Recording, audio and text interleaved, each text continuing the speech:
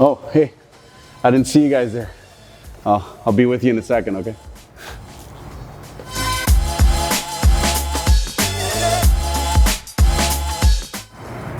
So the reason why this car is in the booth today is because to me, it's one of the best cars ever made, period, case closed. I've owned the E46 M3 5 times in my life. Various different combinations from traditional manual 6-speed to the SMG2, which so many people love to hate on.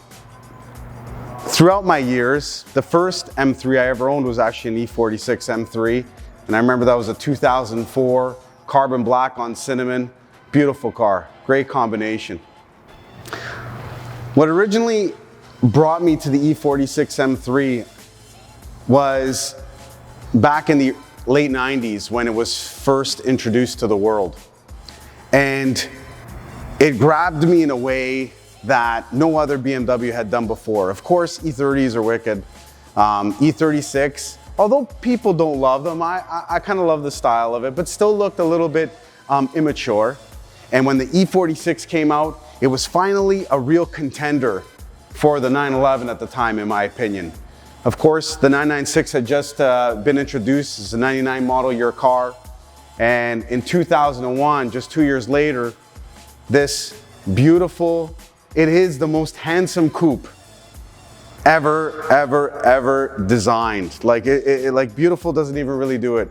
Handsome, proportioned, thick, aggressive, planted. There's so many words that I can use to describe its maturity. And that's really what made it the most ultimate coupe at the time. The reason why it's in here as well is because, to me, it's one of my favorite cars that we have in inventory right now.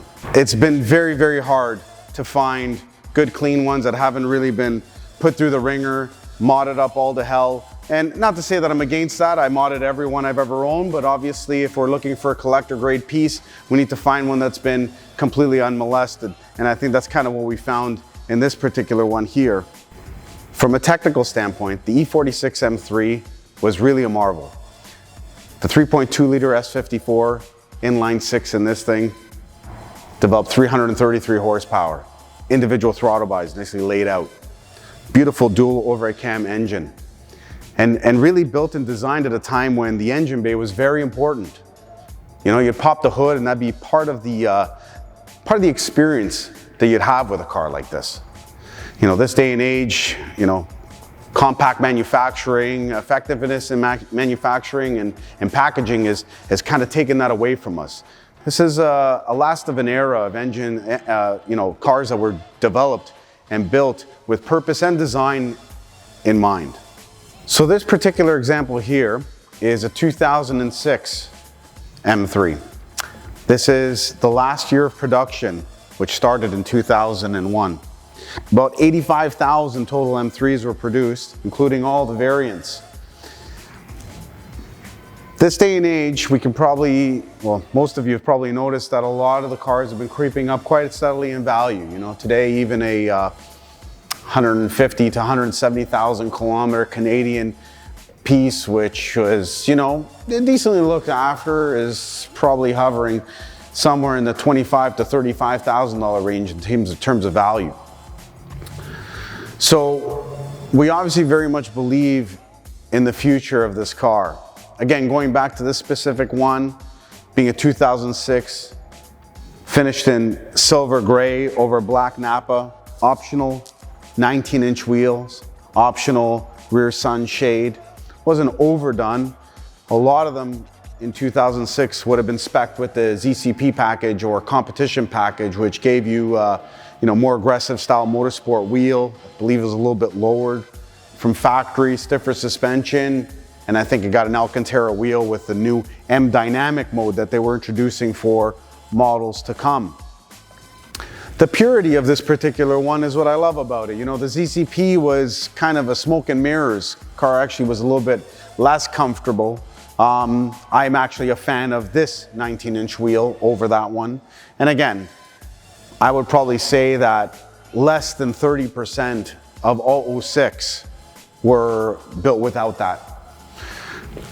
The purity of this particular car here is shown in so many different ways, from the 2005 day code tires, which are still on it. These are the original Sport Contact 2s that were delivered on the car new, or sorry, Sport Compact, I think they're just the one. And then furthermore, still even has its factory sticker here, which gives you the run-in time or the run-in mileage, so that you don't over rev the motor or hurt it during the break-in process. That sticker is still there. The interior shows absolutely perfect. You'll never see a driver's side left seat bolster as clean as the one in this one. We're super excited to have this one in inventory. You know, as we go on, we tend to look for more examples like this. And you know, of course, you know, with these videos, we hope that this is an invitation for anybody who thinks they may have an example that we could use within our portfolio. Please feel free to reach out to us. You know, as we hit market with this car, we will treat it with the respect that it deserves, and hopefully she ends up in a great new home. So I really hope you guys enjoyed this episode of In the Booth. I hope you guys enjoy the show. I'm kind of just getting started with this, so bear with me as I sort of get my bearings on our little program over here. I look forward to showing more of the cars I love and cars we have in stock, and just my general opinion on what I love about automotive.